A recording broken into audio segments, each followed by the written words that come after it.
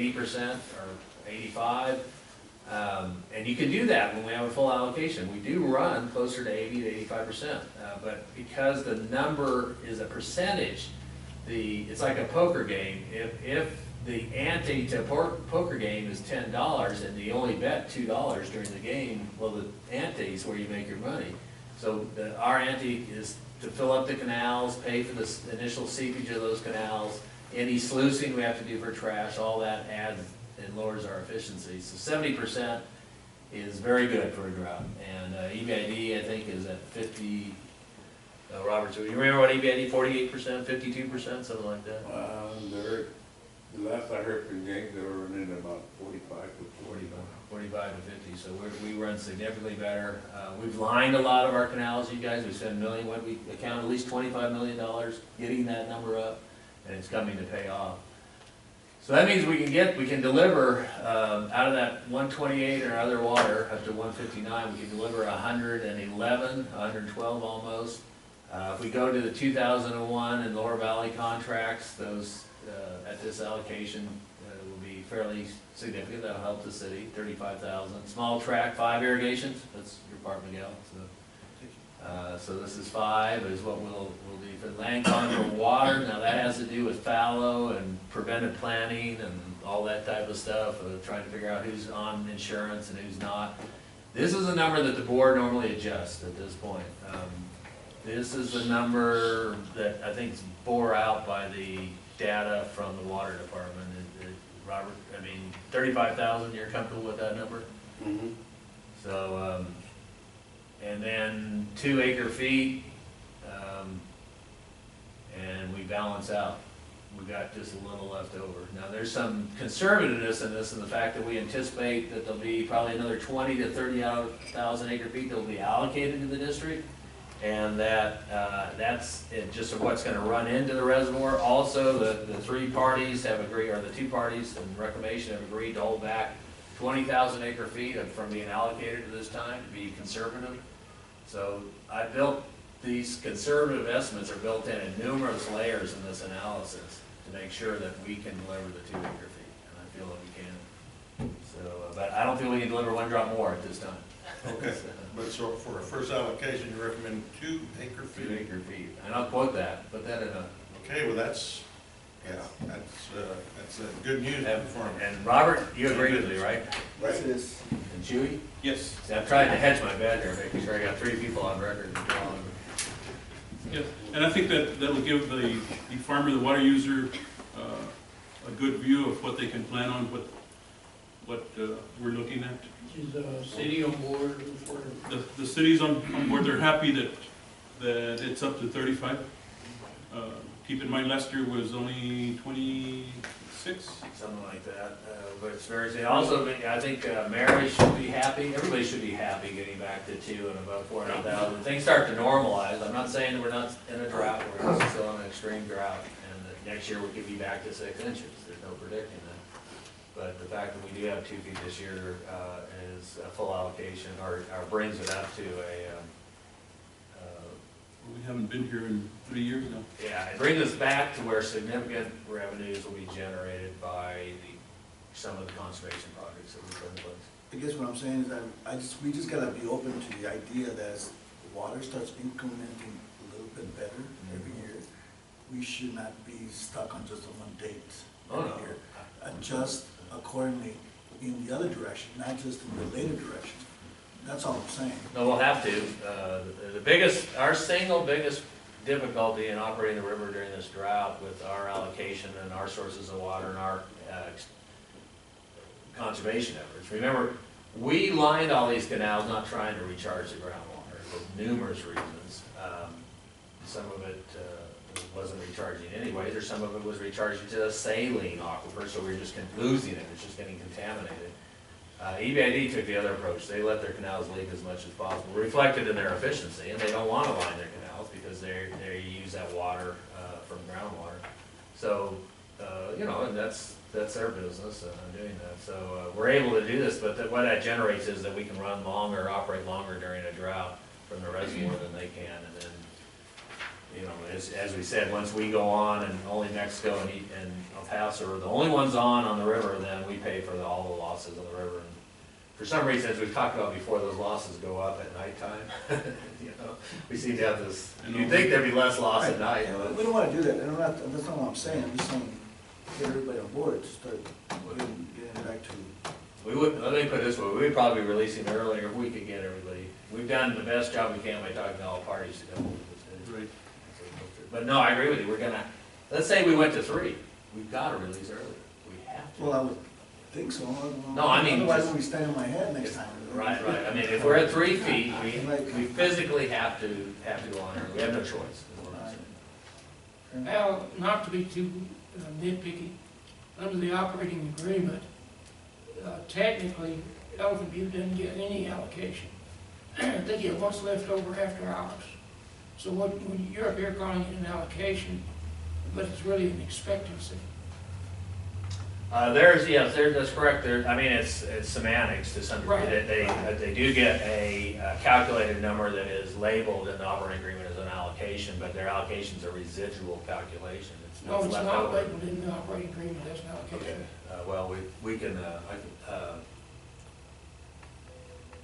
we disagree about that, but I don't think this is the proper time to go into that. We can talk about it in executive session some other time. This table right here is attached to the operating agreement, and on this table, it calls it an allocation. But it is what you said is correct, Jim, is that it is a residual, and that if the performance of the river should go down, then EBID's allocation will go down proportionally, and ours will remain the same to reflect the increased losses from groundwater pumping in New Mexico. Right. All right. Al, can you forward all this to me so I can get it to the board, all your numbers? But you guys gotta remember, we just got this as of 4 o'clock yesterday. Yesterday afternoon. Right. Dan was a little slow. No, Bert. He's catching guys time We're on record. Bert he expedited it. We didn't make the decision. We actually, the allocation committee didn't vote till this morning on this. And so, Right. it's just, that's the timing of it. We have our meetings early this month. It normally would be 5 or a few days later, so. Anyways, everybody, the allocation committee is working really hard to be very timely. We did agree to go on 7-day, 10 a.m. meetings every day as soon as the primary release begins, which is the 26th. So even though it's a Saturday or Sunday. No, it's a Tuesday. No, that's not what I think. Yeah, that's correct. The 26th is a Tuesday, but even if it's Saturday or Sunday, we meet. Even if it's a holiday, we meet, including the reclamation. And we meet with people from the dam, we meet with EBID, we meet with operations here. Robert's always on the phone. And sometimes it's Just me and you. just you, the 2 of us. No, it's usually, Bert's always there, it's the 3 of us. So Yeah. sometimes EBID doesn't show up.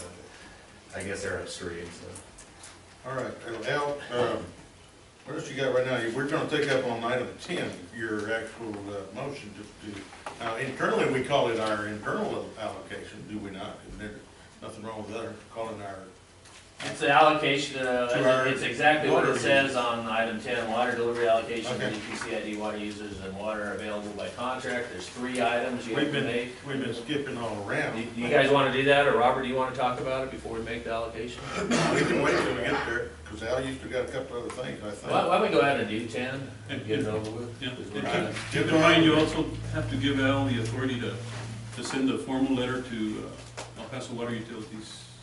Yeah, that's why I say that, in this motion, on number 10, which we need a motion, I think Sharon, do we do it as 3 separate motions? No, We do it all in one. all in one, okay, there's 3 allocations you'll be making. And do you have the language the last time we did it? Tell you what, why don't we table this for a minute until she gets the Okay. exact language? Well, we can from come last back, year. we've got a couple other, Let's after do the that. closed session. But let me explain what the 3 are, look at the exact language. Is you're gonna allocate to irrigable land, which is 2 acre feet. You're gonna allocate a specific amount of water under the contracts that require that. Some don't require you to allocate to irrigable land, but the parts that require an acre foot allocation, I'm gonna give you that number, and that's mainly the 2001 contract. And then third, you're gonna allocate to the tax exempt entities that have contracts for irrigation of their irrigable land. The 3. Right? Yes. Yeah, yeah, I think we did do it in one last year. I think prior to that, we used to do it in 2 or 3. Yeah, well, let's Let go ahead and Sharon get the look back language. on it, and, All right. We can come in, And the last one, the board always discuss a set price.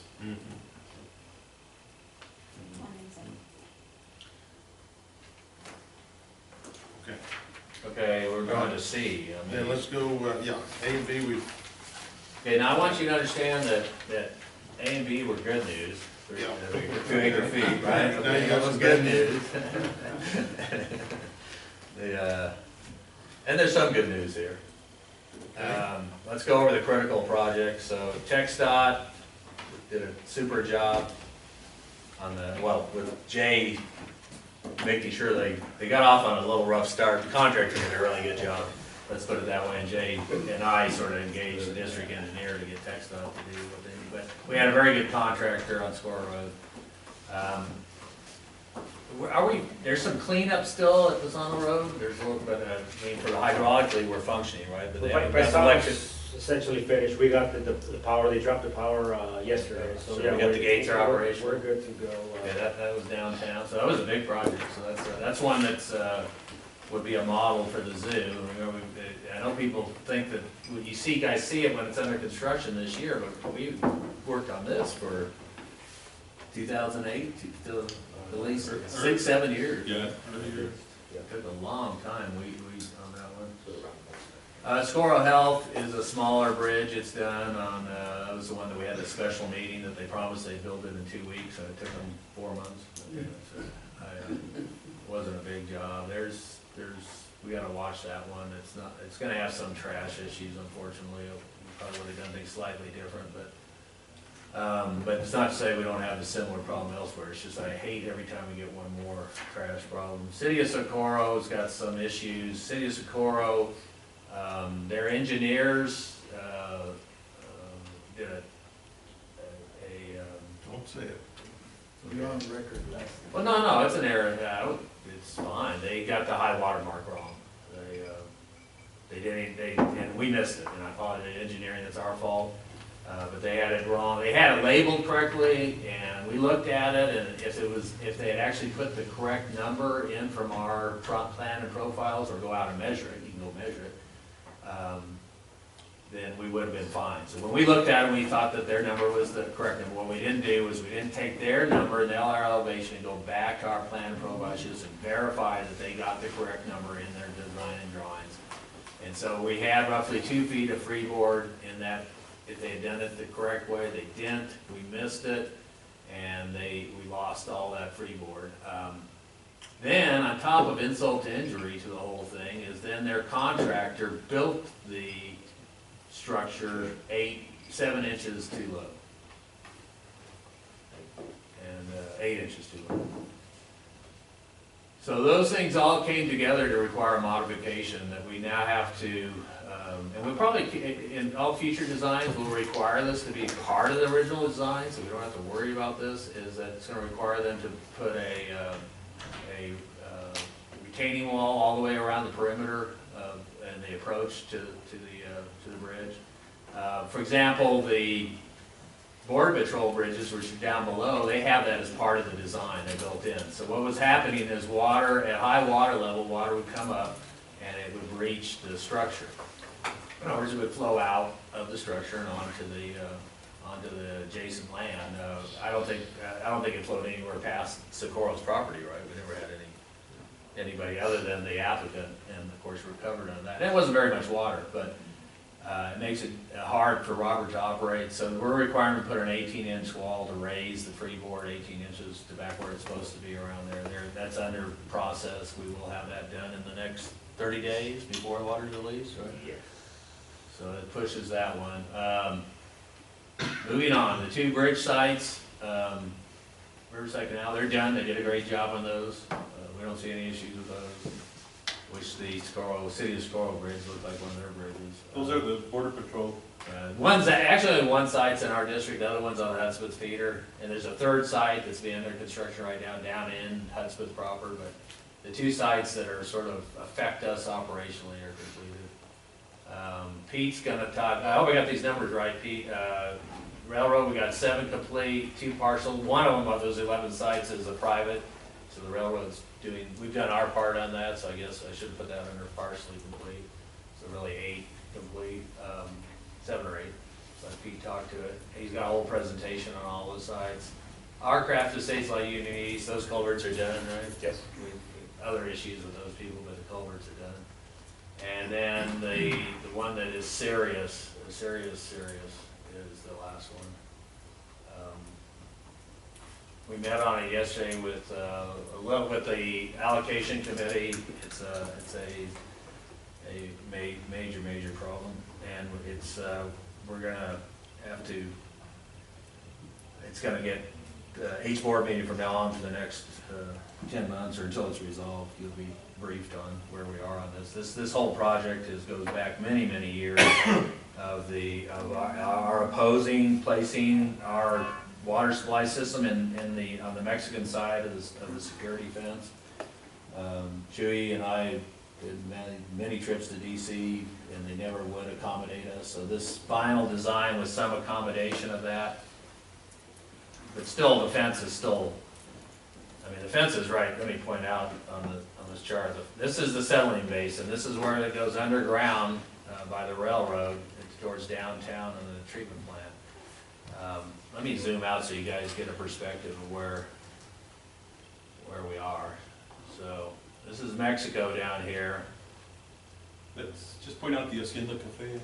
Well, it's gone now, isn't it? No, it's right No, now. it's still there. I mean, the cafe's gone, the building's still there. Yeah. It was there. Yeah, the building's right here.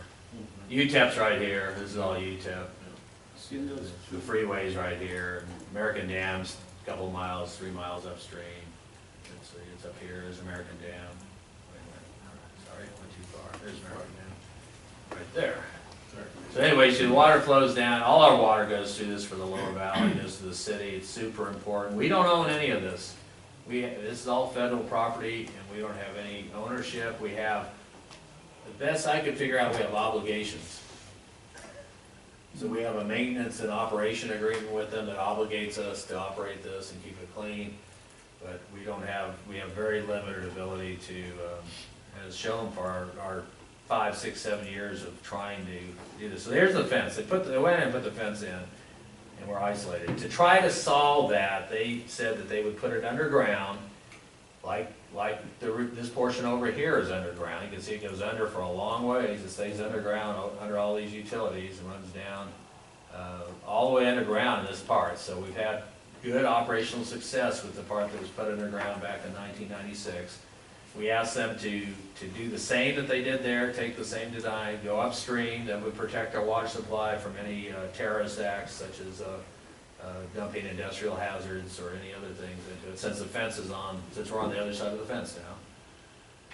And then they had a proposed operational change to the College Arroyo, which on paper actually helped us. It kept out at least some flows, but we've had a long, and you probably are better on this, you've been involved with more on day-to-day on the College Arroyo gates and how some of the designs they proposed, we protested that wouldn't function, and in the first rainfall event, they failed miserably. Right. You want to talk about that briefly? Right, we did have a failure there, thanks to Robert being alert on, being on his toes that afternoon or that evening. He was able to operate the gates.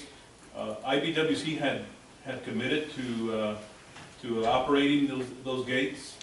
They weren't available. Nobody could get in touch with them at the time of that storm, and it did knock down all the construction. They lost about $1.5 million worth of construction that they had just put in right there with the College Arroyo coming down the way it did. Since then, they've come up with a new design. We still have concerns about it, but they're proceeding on. It's going to be a 3-year process, though, to complete the whole project. So remember, we have formal letters that were prepared with legal advice, and we actually had filed suit in the Supreme Court, joined on this, and so this has an enormous history to it that we were involved with numerous protests and including the fact that we told them these gates would fail immediately. They did fail immediately and cause, potential damage to our delivery system. That's sort of a side issue right now, although that it's still there, they still think, and the reason they want gates is so that they don't, since they put our canal on the Mexican side of the fence, Don't want people. there's easy access for the Mexican side to the fence, and now they don't want them going through the gates, leaving the gates open. This watershed is a unique watershed that goes back up here and across the railroad. It drains a significant portion of downtown in the UTEP vicinity. UTEP is extremely developed. It's very urbanized and has a very high impervious coverage. That means it doesn't have much place for the water to soak into when it rains hard. So engineers have a term, it's called time of concentration. It's the time that when rain starts raining on a watershed, of which it becomes concentrated so that you get the peak at the bottom of the watershed.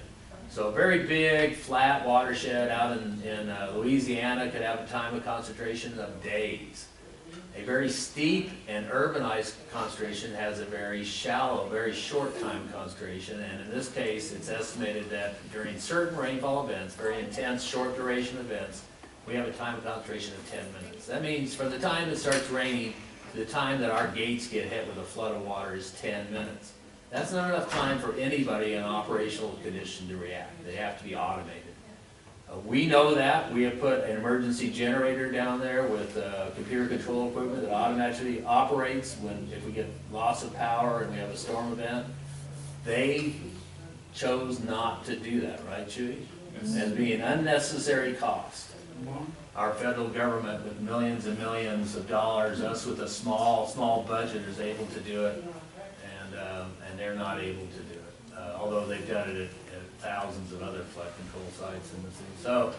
So they chose for manual operations. So that's one of the issues, and we've been fighting that issue for a long time. Now I'm going to go into the specifics of the real problem. So this is the structure that they designed in the middle of it, and what they're going to do is they're going to convey the water over the top and into the Rio Grande. That itself is a good thing. It's how they did it that's a bad thing. So what they're trying to do is not a bad thing here. If they leave the gates open, these gates right here, leave those open, and build a sluice over the top, then we don't have to worry about it anymore, and the problems that it created for us go away in general, except in extreme events. And coincidental events is when it's raining at UTEP and it's flooding in the river. 2006 was a coincidental event. But we had hoped that the arroyo was so high that they could have brought the invert elevation that's high enough in so that even in a coincidental event it wasn't an issue. They didn't do that. Their engineer chose not to. They chose to spend a whole bunch of money and not fix it. But he 95% of the time he probably fixed it. Let me get this full size. Okay, so during coincidental events, these other gates here operate, and they put the water back into our system. I ain't gonna go into those. I'm not even sure those will work, but I'm not gonna go into that whole design. That's a separate design. During most of the time, water's gonna come through here, go over our structure, and out to the river. It'll be great. The biggest problem is these gates over here, that they're gonna fail, and the water's going to come up to the top of this thing, and I don't know what's gonna happen. But I envision the whole fence sort of. Robert, what do you think will happen? The whole fence will sort of come down on top of our structure, right? Right, it did. It did, all right. But you gotta see the controls out where they're at, right there. Nobody can reach them. Well, that's to keep the American vandals from doing it. I don't know why they put them so high. Remember, these controls are down here. Are those trash control barriers too, that I see, those little rod looking things? Or No, those are they're part of the gate? That's just PVC pipe protecting the gates. No, I'm talking about down low. Is that a trash grate that I'm looking at right there? Those are anti-personnel gates. Well, that's gonna clog up with trash. That's what we're saying. And they already have, and they've already failed, They already failed. and they're already And damaged. they're rebuilding it? Is this the rebuild? This is the rebuild. Yeah. Oh, wow. Wow. Anyway, we've already spent. No, I don't. Sure government money. Anyways, let me make sure you guys understand, that's our least of our problems right now, right, Robert? You know, that's just an example of the bungling. So there it is. Now, this is looking towards Mexico, looking upstream. So I have one here that's looking downstream. This is looking downstream now. And this is how they left it for us. Do you think does anybody see a problem? It's not finished. It's full rebar. Yeah, what do you think's gonna happen? Those are number 9s on 6-inch centers or 5-inch centers. Rust. Now they're epoxy coated. They anticipate, they did this on purpose. They knew that they were gonna put these under water. What do you think's gonna happen when tumbleweeds come down this river? Or anything, yeah. It's a converging structure. Wow. So we will receive 800 tons, 800 tons, which is what, 160,000 pounds of tumbleweeds in this site on the first day, which is gonna be June 1st. So on June 1st, I've asked Reclamation, the Boundary Commission, as soon as we get the date set up, this board, we have to schedule a board meeting, I'll be present at this location. Now, they're supposed to go in and cut those rebar off, right? Yes. Okay, so that will help. They're gonna go in and, believe me, and when we first, this is 20 CFS, 25 CFS right now? Let's call it 20, 20 CFS, so this is, you haven't seen anything. This is the drainage of a very small part of the watershed. When we get the full watershed, you won't believe the amount of debris that we get in here. You know, the entire drainage out of New Mexico. And so, the whole structure will be underwater when we get 600 feet there. yeah, we'll talk about that here in a minute, but, the trash problem will be such that those rebar will be twisted like they're little straws. You know, it'll become a unworkable mess that will require hundreds of thousands of dollars and us shutting the water off to fix. So we brought that to the boundary's attention. Do we need to take a recess or do we need to break? No, it's all right. I think you may need to go in closed session As soon as you're through, Al, with this part. with your comments. What? What do you want me to do, President? We got the minutes last year on how we set the allocation. Okay, that's not what I'm talking, Yeah, go ahead and finish what you're doing now, and then we'll, okay. we have something for closed session, but we're already gonna go into closed session on this, so. All right, so we're back on construction projects. That's what we're talking about right now. Okay, construction, so this is a really serious thing. I mean, this is, so they're gonna cut those off, but as you can see that there's another major mistake that was made in the design. And by the way, they didn't ask us to review, they gave us the 30%, which didn't have this information in it. We never got the 60s and 90s. Are you saying that that's too low? I'll get to that. There's multiple problems here. I'm trying to go with the biggest problems in order. Okay, so the first problem was we cannot operate this year without these being cut off. They haven't been cut off, but they promised they'll be cut off. That's pretty easy. Yes, they're gonna cut them off. That's pretty easy. It is, but you guys understand it's gonna disrupt your return flow. That 20 CFS is gonna have to be dumped to the river for 2 days we're gonna lose 24 hours. 24 hours? Okay, Yes. good. Probably be 2 days, but try 24. So that will not even work this year. So they cut those off. And now what we have is in the middle of the structure is we have, remember our primary disposal site for debris from the system for 110 miles of watershed upstream is right here downstream of it.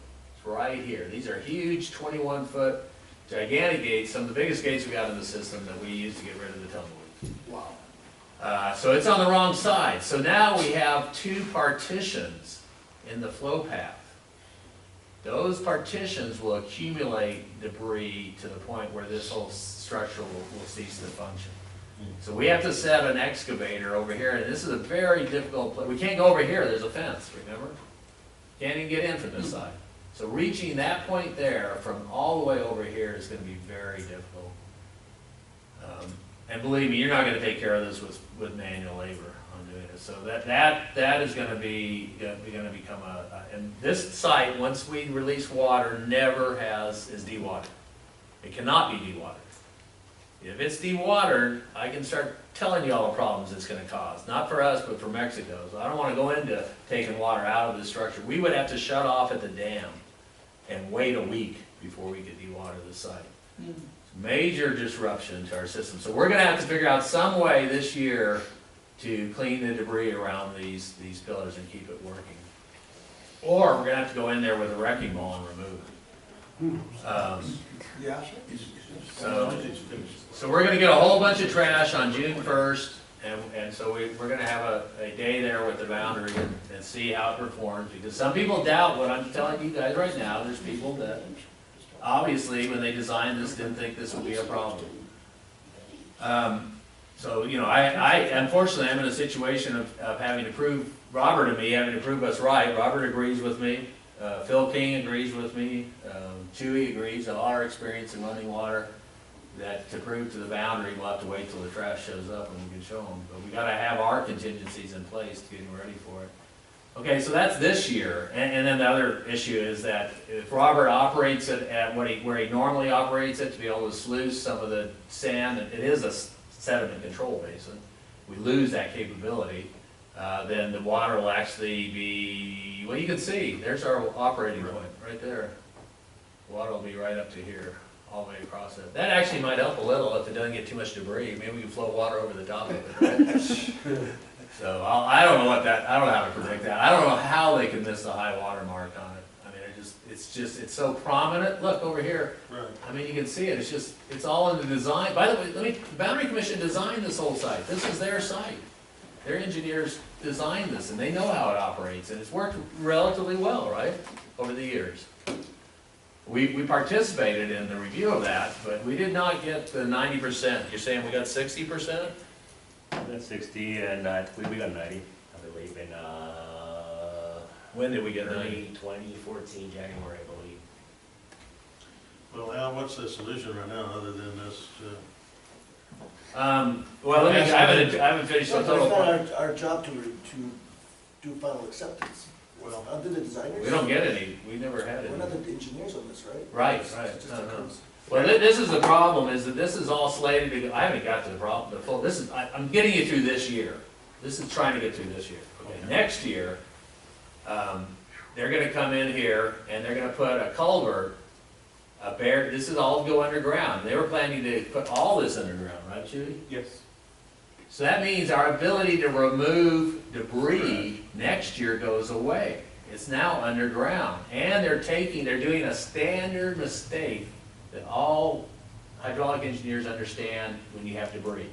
They're taking a big box culvert that's free flowing, 24 by 14. 24 by 14, perfect design. You know, we would have rather, I told them to do the design that was down below, which we think is better, is 2 10 by 10s, right?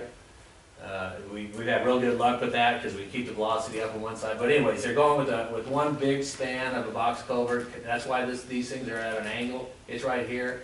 They're expanding it into this structure with these pylons, these support walls. That means that all this hundreds and hundreds of tons of debris will accumulate right here until it effectively plugs it. So we've got to modify the lease to keep this part open so we can get in there. We probably need to put a trash rake in someplace. I don't think it can go here. Now remember, we're in Mexico now, effectively. Because this is the fence. This is America.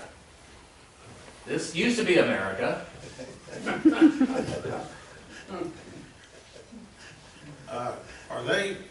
Are y'all in discussion with them? about- We have been in 10 years of heated discussion over this. But at the moment, are you? Yeah. And what is their proposal? They're not gonna do a thing about it? No, they're gonna cut the rebar off, right? And that's it? Well, we haven't got, we're just, They just started. it's- Okay. yeah. We haven't got resolution to the last time this failed, which was just a few months ago, right?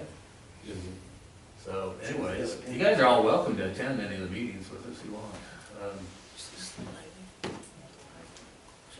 Yeah, this is So- American, So next yeah. year, I think the solution, the silver lining to the cloud in this whole thing would be to go back upstream. There's a side view. Let me go through the pictures with you real quick and then I'll take you to the solutions. So you can see it's already, this is 20 CFS, we're already getting debris collecting in there. This is another problem, for whatever reason, and I know Jay and Chewy, Robert or Pete, did we ever figure out why they did this? Why did they put that? The contractor wanted to keep water from flowing back in if we had a storm of it from the river. But couldn't he just shut the gates? The gates were shut. The gates were shut, they leak. Diverted. Well, they blocked this is where we sluice all the debris in the stormwater. And if I back up, oops, They're gonna remove that. Good, yeah, they'll remove it. it's right over here. It's the place I chose right over here. Yeah, but we haven't been able to get them to remove that, right? No, it's, but right now, there's a big berm there, that's not part of the berm. And how many months has it been since we've asked them to take that out? Oh, well, it's been a while. We inform them of these problems in a very timely manner, but we get very limited response. So if we go back to the solutions now that we're gonna have to look at, one would be to redesign that structure so that entire 24-foot culvert goes right through that structure like it was supposed to, which we had envisioned the first day. That way you don't have any obstructions and all the debris comes out to where we got our sluice gates. That means I have to rebuild that structure that we just saw you. The other solution, which is actually would be better for us, I don't know if we can get it done, probably costs less, is we go back up to right here. This is a brownfield site. We might be able to get permission to use it or acquire it. They put the fence right here, so if they put the fence over here, we could use this area right here. It's in America. It was in America. But what we do is right in this vicinity, we developed a automated trash collection system. And I've done ones this size before, and I'll make a presentation to you in the boundary on it. It's basically a bunch of specially designed grates and automated equipment, very large equipment, hydraulically operated. Think of it as you guys are familiar with our great all excavator, the telescopic excavator. Well, think of it as taking that telescopic excavator and the biggest one, bigger than ours, and designing it such that it operates on a trash grate. In other words, it's automated, it's robotic, and that arm goes out, goes down, grabs the trash, pulls it up, dumps it on a conveyor belt. The conveyor belt takes it over to typically a haul pit. That means a pit that's cut down and from ordinary ground so a truck can back up to it. That's one way to do it. Solver Project does it that way. I prefer actually using front loaders, and that the conveyor belt just takes it and deposits it on a piece of ground like this in a pile. We let it dry, sun dry, because 80–90% of the weight is water. Once it's dried, we load it with a front loader and into a compactor, and then we compact it and take it to the landfill. That would have the benefit of not making any issue with any obstructions down below, as long as they can hydraulically flow the water, which they can. And it would take all the trash that is put and all the weeds that is in our system that we fight all the way through the system, not just here. Remember, some of it gets in water treatment plants, Riverside Canal, Franklin Canal, downtown El Paso. That would remove that huge amount of trash loading before it got into our system and would have an enormous benefit. The cost for doing that, if we were to do it, is probably the order of $2 million. If the federal government does it, it's probably $20 million. I'm serious when we use those numbers. It's literally the multiplication factors. I don't know if we can get permission to do it, and I don't know who pays for it. The simple solution, they could have avoided spending $18 million of doing all this construction if they had just put the fence on the opposite side like we asked them to do. Yeah, boy, I don't know what we do. We're kind of a rock and hard place here. Yeah. Well, I think the first thing we do is have to work with Pete and Robert to come up with contingency plans to keep that site clear this year to make it through the year. And then we have to meet with Reclamation. The Reclamation has a vital role in this because this impacts the ability of the project to function. City of El Paso has a vital role in this because it impacts the ability to deliver water to the city, to both their plants. Obviously, we have a vital role in this whole thing. So we've got to get, we've got to start having those meetings. So this is we can start doing the investigation where the mistake happened, who knew what, when, where. Ultimately, it's the design engineer that didn't take in consideration the trash and the high water mark. Those two things. Now, should we have caught that in the submittals that they gave us? You know, we had deteriorated, our relationship had deteriorated with the Boundary Commission by this point, by when he says he got them in January, that, I don't know, should you talk to that? I mean, there had been very little productive communication between us and them at this point. Right. What are the odds of talking to the feds and just laying the whole thing, getting out your dynamite and going back to where we were last year? That's right. Well, not this year. This year we need to operate with that facility as it is. Remember, we own none of this, and we'll have to have legal research what That's our what I rights said, are. and what's the odds, can we talk to them about that? Wouldn't it be easier at this point to completely obliterate that structure? That should definitely be an alternative. Wouldn't that be the cheapest way that for this year, then pray we don't have it real Right. bad? Well, no, well, I don't think that's gonna happen. That would take remember, this is Homeland Security, this is not. This is Homeland Security. Well, Boundary owns the property, but this is Homeland Security. Okay? And you know our relationship with Homeland Security. Right, but, It's gonna get worse. but the design is so atrocious even from a layman's. I think we have to wait and see. I hate to say that because of the risk, but I think that, and, you know, I think we need to spend some more time out in the field. Pete needs to go look at it in more detail, unless, Pete, you feel willing to talk about it right now. But I mean, Well, this may be. we may have to rent a special piece of equipment if we get a Well, Peterson. Al, are we entering a point where maybe this is better, in closed session, discuss? I don't know that this can be at this time. It's under the construction projects. There's not a specific item for Well, I'm this. thinking if we're veering towards any legal remedies or anything. It should be, I think, if we have, we might need a special meeting on this. So anyways, timing's critical, but, anyways, I think what you said is an option. It's very common sense and can discuss public, is removal of the structure, redesign of the structure. Redesign. Putting a trash rake in, putting a trash removal system in where we can get right in there and get our equipment right over the top of it. There's probably a hybrid of 5 or 6 different designs. Enough reason to call this a deficient design and or just a completely bad design. Yeah, It needs to stop. well, You need to it stop. has stopped. Okay, But for this definitely season. until Yeah. the design gets corrected. If And it's the a- rebar, the resolution is the rebar's gonna get cut off, and I Well, think if we the can, design's completely wrong, it's Yeah. completely wrong. Yeah. okay. And, Well, this part, the trash part of it is completely wrong. I'm not gonna criticize. Well, because if of the that. design is built below the water Right. level, then that's pretty. Say, Yeah. is it possible to operate that structure with just 2 boxes instead of the 3? To where you close one and you don't have the middle box to where it catches the trash and it goes to the side of each box? Yeah, I think so this year with our flow rates this year, we could do that. Because if you have the 3 boxes. Listen, I feel we're reaching a point where we probably need to, If you plug up the middle one, you're not gonna have the trash catch as bad. We did address this with one of IBWC's supervisors yesterday. He was going to meet with the commissioner and some of the other engineers and bring this to their attention. And it's supposed to get back to us, so.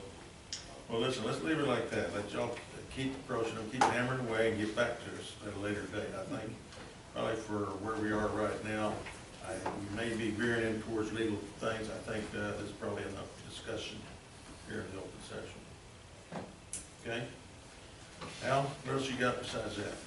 Oh, I saved the best for last. Well, you said the best for last? Yeah, Okay. that's it. That was the Oh, best. that was it? Okay. All right.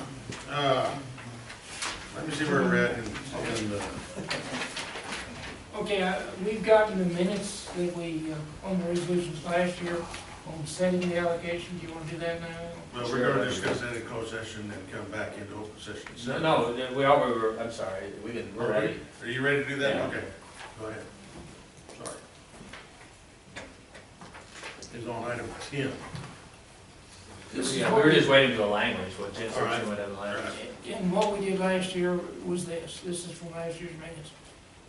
Resolved that the district's irrigation allocation is set at 18 inches per acre of irrigable land for the 2014 irrigation season, including without limitation tax exempt entities, and the tracts under 2 acres in size will receive 4 irrigations. That was one resolution. That was one, and the next resolution was that the amount available to the city of El Paso is set at 2,529 acre feet under the 2001. Yeah, that'll be a new number, so the That's first, in there. All those numbers will be new, All of them. right? That's two resolutions. Right. Now, there should be a third resolution on the tax exempt, which we may No, have done. no, No? it's not here. It See, was- you don't set the price. No, we're not setting price, we're just setting the. The allocation. last one was done at a later board meeting. Okay, this is just strictly for allocation, Right. and we did set it, Well, you for can't tax set the exempt. price because you typically are passing through an equivalent charge if they were taxpayers. So what we did last year was wait until about December 1st Okay. or December 15th, I'm No. not sure. Lisa. No. No, the board discussed, Indar brought up the point about, he thought what we were charging was too low, so we tabled it, and then the following month, you all discussed it, you raised the price, right, Rose? Yes, sir. All right, but these resolutions at this moment do not talk about prices, so I think it was appropriate that the tax exempt entities are included in that. What we've been doing on Resolution. tax Or not. exempt entities is calculating the lease charge at the end of the calendar year. Because where taxes run from the beginning of the year, but we don't know what they are until November. Yes, that was Yeah, we fine. said it last year at the same time we What- said. what is the No, amount? no, guys, wait a minute. We're just setting that. Some years we've set that much higher than taxes. You guys tried to make Yeah, if it, you want to, sure. you guys, because they need to know what they're up against, because we charge them. Right, Rose has the amount there, She's and got it. and Yeah, she's because got we're it. work- We we need need to do it to- next board. we need to set this because we're working on contracts and all that with It We was are, $45 I'll let an you acre guys- foot. $45 an acre foot. Yes, sir.